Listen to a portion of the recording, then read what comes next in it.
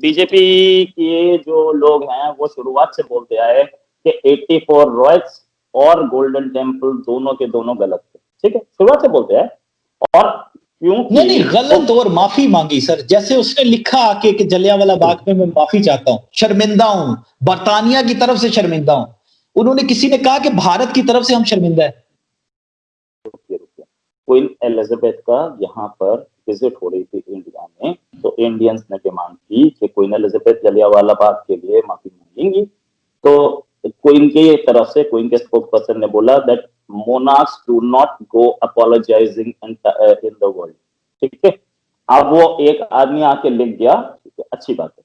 अब जहां तक बात यह है कि वो गलत था, सब मान रहे हैं, लेकिन उसमें भी टेररिस्ट घुसे हुए थे। वो कोई आम, आपने बोला ना कि लाल मस्जिद में टेररिज्म था इसलिए आर्मी घुसी थी ना, तो यहाँ पे भी टेररिस्ट थे। वो ऑर्गेनाइज सिखों का कत्ल था भाई। आज भी आप अपने सिखों से पूछ ले कि वो ऑर्गेनाइज कत्ल नहीं था, फिर आप माफी क्यों मांग रहे हैं? अगर आपने टेररिस्टों को मारा है, हम तो नहीं कह रहे, आपने अगर टेररिस्टों को मारा तो फिर माफी किस चीज की? फिर मांगने की जरूरत ही नहीं है। हाँ तो पूछ यार, जवाब पूरा लेंगे तब तो मैं बता पाऊंगा ना आपको। बीजेपी के लीडर्स ने यह बोला कि उसको डील करने के दूसरे तरीके भी हो सकते थे, लेकिन अंदर भिंद्रेवाला था। ठीक है, अंदर भिंद्रावाला था जिसकी उसी में डेथ हुई, और इतने सारे हथियार थे वहां पे अंदर, जो हथियार दिखाए गए। राइट, फायरिंग हो रही थी, जो फायरिंग, राइट। तो ऐसा बोलना कि अगर नॉर्मल उसमें अंदर जो लोग थे उनको रेस्क्यू किया गया, जिनको होस्टेज बना लिया गया था अंदर। अगर आपको गोल्डन टेम्पल पे देखना है तो मार्क टेली, जो कि हमारे बीबीसी के यहाँ पे चीफ हुआ करते थे, उन्होंने किताब लिखी है मिसेस गांधी लास्ट बैटल, उसमें लिखा है भाई। और सतीश जेकब ने इंटरव्यू लिए हैं, सतीश जेकब भी बीबीसी के थे, उन्होंने इंटरव्यू लिए हैं उधर के। और वहां पे जो वो हुआ है वहां पे, उससे पहले इस ऑपरेशन ब्लू स्टार से पहले डीआईजी अटवाल गोल्डन टेम्पल में गए थे मत्था टेकने, वापस आ रहे थे, गोल्डन टेम्पल की सीढ़ियों पे एक डीआईजी का मर्डर कर दिया गया था, और उस डेड बॉडी को उठाने जो आ रहा था उस पर फायरिंग हो रही थी।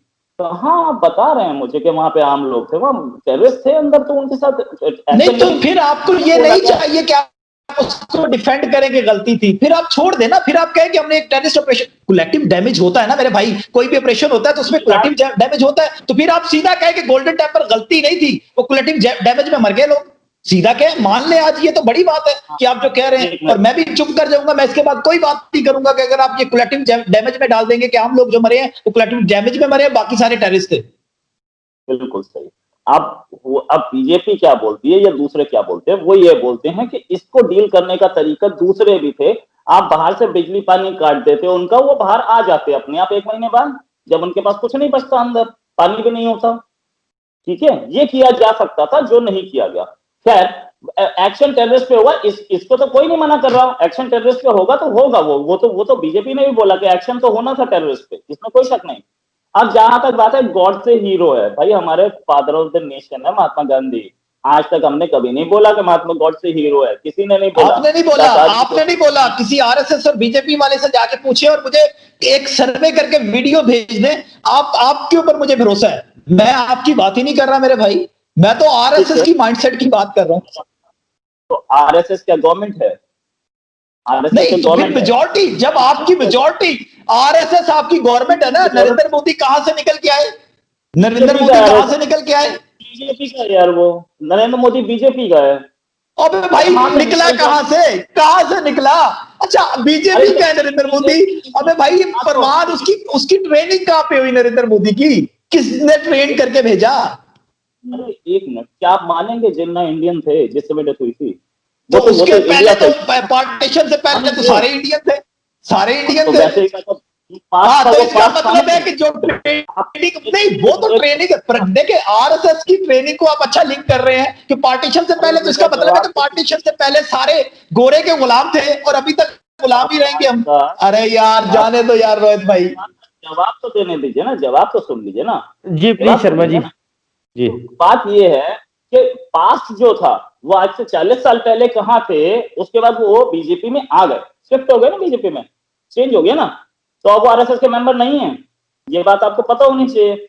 अब जहां तक बात ये है कि गॉडसे को कोई 2 लोग 4 लोग बोले, हार्डली मैटर्स। बाकी रेस्ट ऑफ द कंट्री क्या बोल रहे हैं, हमारे आपके नरेंद्र मोदी साहब उसको कातिल कहते हैं?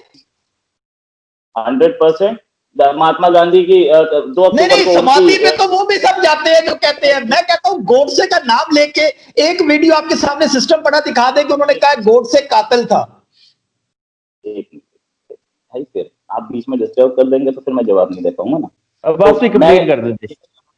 उन्होंने 10 बार बोला कि father of the nation Mahatma Gandhi, उनकी हमारी यूथ को उनके पद चिन्हों पे उनकी गाइडेंस पे चलना चाहिए, बोला ना।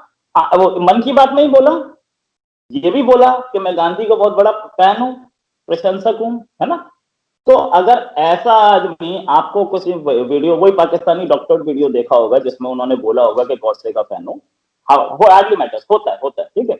और जहां तक बात हुई कि तालिबान को आपने सपोर्ट किया, आपसे गलती हुई, तो वो और आपके बच्चे मारे गए पेशावर अटैक में, मैं मानता हूँ बहुत गलत हुआ। इंडिया की नहीं, उसमें तो साबित हुआ आप थे शामिल, पेशावर में आप थे, वो उन्होंने नहीं मारा, आप लोगों ने मारा।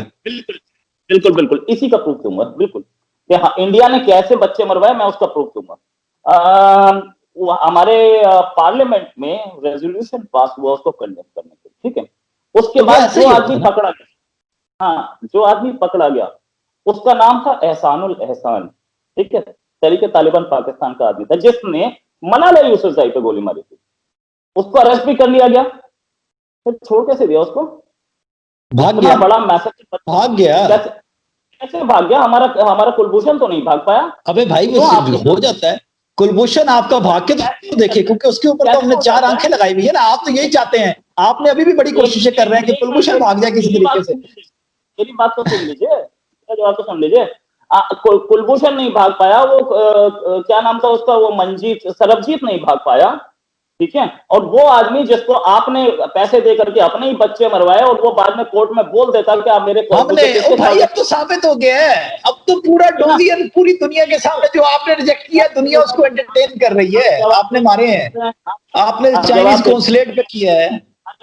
जवाब देने दीजिए ना, जवाब पूरा हिम्मत रखिए ना, जब मैं जवाब दे रहा था जवाब यार। वो आदमी जिसने आपके 200 से ऊपर बच्चे मारे, बच्चों का मैसेकर किया, वो आदमी भाग गया। कौन सी कस्टडी में रखा था उसको सरबजीत के साथ क्यों नहीं, किसी बड़ी जेल में क्यों नहीं डाल दिया गया उसको?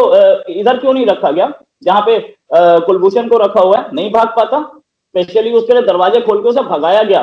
भाई इतने बड़े मैसेकर का जिसपे आप बोलते हो आपकी आर्मी नाचना गाना भी सीख लिया है, वो मैं उस कौम से आता हूं जो बड़ा दुश्मन बना फिरता है, जो बच्चों से डरता है, इंडिया के लिए बनाया था ना, तो गाने बना कर भाई जो यार ये बड़ी कमाल है।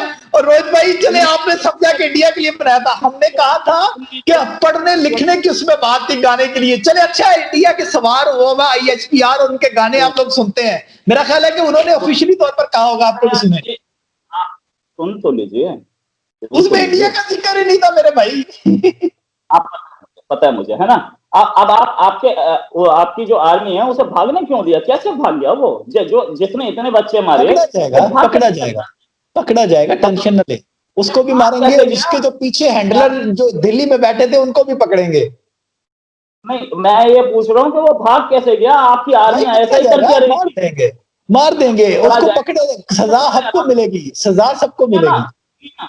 कुलभूषण को भी छोड़ दीजिए ना एक बार, कुलभूषण को ये आपके दिल की ख्वाहिश है, ये कभी पूरी नहीं होगी, यकीन मानिए। उसको बिरयानी भी खिलाते हैं पाकिस्तान में, चाय भी पिलाते हैं उसको, उसका अच्छी हालत में रखा हुआ है कुलभूषण को, बेफिक्र रहे। आपके डिप्लोमेट नहीं आते उससे मिलने के लिए, हमने तो 30वीं एक्सेस दी हुई है। आप भी बल्कि आए, कभी बिरयानी आपको खिलाते हैं, बिरयानी बड़ी अच्छी मिलती है और इंडियंस काफी पसंद करते हैं हमारी बिरयानी को। सुने, बिरयानी तो आपने उसको खिलाई थी एहसानुल एहसान को, और उसके बाद छोड़ दिया क्योंकि वो कोर्ट में बताता, और क्योंकि मलाला यूसुफजई को और एक नोबेल प्राइज विनर को गोली मारी थी, इसलिए इंटरनेशनल मीडिया और हो सकता है कि इंटरनेशनल पुलिस उसकी रिमांड मांग लेती, उससे इंटरोगेशन मांग लेती, और इंटरोगेशन में वो सब बक देता कि मुझे कौन हथियार देता है और कौन कहां सोच लेते हैं यार, क्या ऐसा इतना कुछ कैसे सोच लेते हैं यार आप लोग बैठे हुए, वैसे कमाल करते हैं यार, इतना कुछ सोच लेते हैं। क्वेश्चन पूछ रहा हूं भाई, एक आदमी ने 200-250 से ज्यादा बच्चे मारे, आपकी आर्मी स्कूल पे अटैक किया, वो आदमी भाग गया। कैसे भाग गया? झुग्गी में रखा था, रेलवे के डिब्बे में रखा था, एयरपोर्ट पे बंद रखा था, शॉपिंग मॉल में बंद रखा, कहाँ रखा था भाई? जेल में नहीं था, जेल से भाग गया। Very good, proud of you. और उसके बाद आप बोलते हैं कि हमारी सिक्योरिटी सबसे बढ़िया है, आर्मी बेस्ट है। आपकी आर्मी पता है फौजी फाउंडेशन के थ्रू सिर्फ जूते बना सकती है और सीरियल बना सकती है। और अभी आपकी आर्मी को जूते मार भी सकती है, आपकी आर्मी को जूते मार भी सकती है। छोड़े शर्मा जी, रोहित जी जूते ही खाए थे, ठीक है। हाँ, तो अभिनंदन को पड़े थे ना, अभिनंदन को पड़े थे ना। अभी ताजा आपने चीन से भी खाए हैं, अभी चीन से भी खाए। हाँ, वो आप उसको देखते रहे, अभिनंदन के कपड़े उतार के नंगा करके भेजा था, इतनी टांगे कांप रही थी, उसको नंगा करके ना उसके कपड़े अभी भी यहाँ पे पड़े हैं, टांगे कांप रही थी। सुभान अल्लाह, जिसकी टांगे कांपती है तो नंगा नहीं करते, कपड़े नहीं उतारते, उसका यूनिफॉर्म पड़ा है, कभी आइएगा कराची लेके चलूंगा मैं आपको।